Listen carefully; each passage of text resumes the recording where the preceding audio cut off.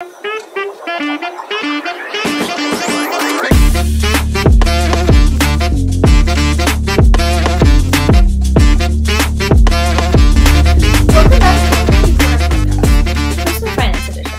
Olivia, and I'm joined by my co-host Rashmi. Today, we're going to talk about some of the most successful individuals in finance and how they got to where they are. Often, it feels like reaching our financial goals is impossible. I want to be a billionaire. I don't even know where to start.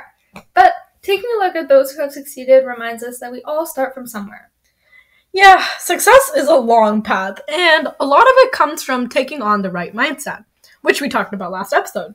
Exactly. So let's take a look at what rules others have used to bring themselves to the top and see how we can apply them to our own lives. So, Olivia, who would you think of first when someone asks you about the most successful person in finance? Warren Buffett is the first person that comes to mind. Honestly, for me too. He's pretty established as the best stock investor in the world, amassing a personal fortune over $100 billion. Now that's a very successful investor. Most recent readings have Buffett's net worth set around $121 billion, according to the Bloomberg Billionaires Index. Being the CEO of a major firm like Berkshire Hathaway sure pays off. Yes, it does. But he hasn't kept his secrets to himself. He has a few major rules that guide his investing principles.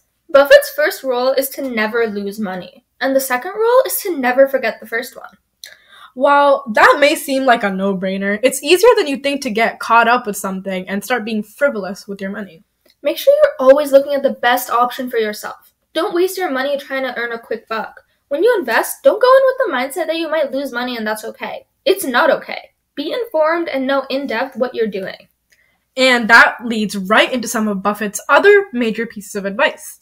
He always has the mindset that when you invest, you are putting your money and trust into a company, not a stock. You should fully understand what you are investing in and be able to write down why you're doing so. Part of that relies on being committed to your financial choices. Our favorite holding period should be forever. Your money should be put in places of value. Buy quality at fair prices.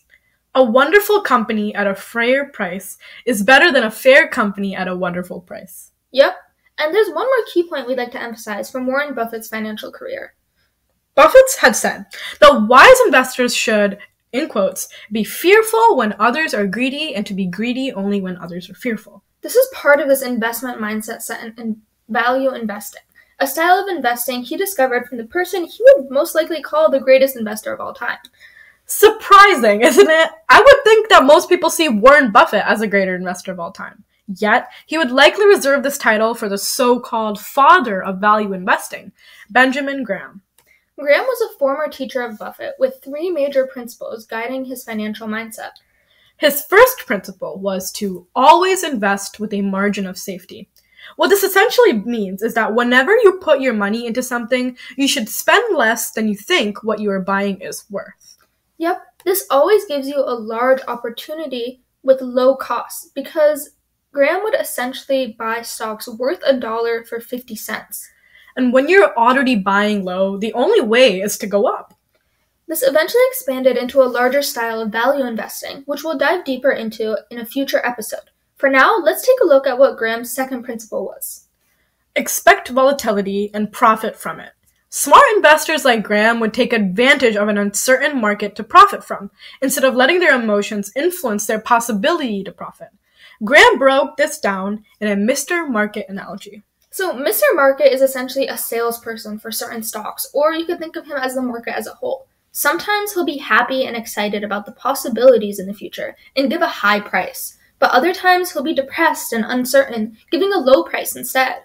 Mr. Market lets his emotions influence his financial decisions. Graham's lesson here is that you shouldn't let the market's emotions influence your own financial decisions. You should always form your own decisions based on facts, not emotions or outside pressure. This is true in all of our lives, but especially in finances. Graham's third principle goes hand in hand with this. He encouraged people to know themselves well, to understand what they might be able to gain from their investments. He stressed understanding what type of investor you were, either passive or active. Having this type of knowledge will let you know what kind of results to expect. Right. While active investors will put their time and effort into becoming good investors, passive investors will have less of a time commitment.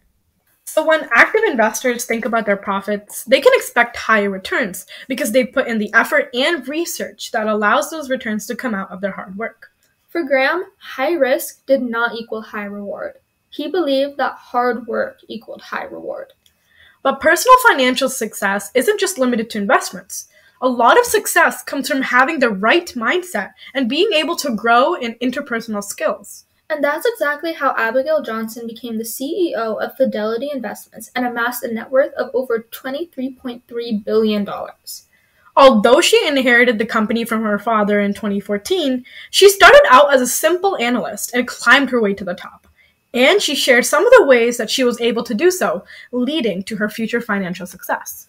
Johnson has discussed how it's always best to trust your own instinct. Not everyone will be looking out for the best for you, so it's up to you to build a path for success for yourself. At the end of the day, you know yourself best, but it's still important to effectively communicate with others too. Leading with deliberation and intent are skills that helped Johnson develop crucial relationships in her industry. Don't underestimate the value relationships have in your financial journey. Part of those relationships comes from being able to get the little things right. As you develop financially, it's likely that you'll put less time into smaller tasks. But being able to complete basic work shows that you appreciate what others do on the daily. And most importantly, Johnson wants everyone to remember that losses and failures are what help you grow in the future. Each person we've discussed today has had their fair share of defeat, but what defines a successful person is the ability to drive success from discouragement instead of simply accepting defeat. Hopefully, you'll be able to take away some lessons from today's episode of Community Corner Podcast Personal Finance Edition. If some concepts still seem foreign to you, don't worry. We're here to help you understand them all in depth. Next episode, we'll start looking closer at financial goals and how we can use them to guide ourselves to success. For now, that's it from Rashmi and Olivia. Catch you.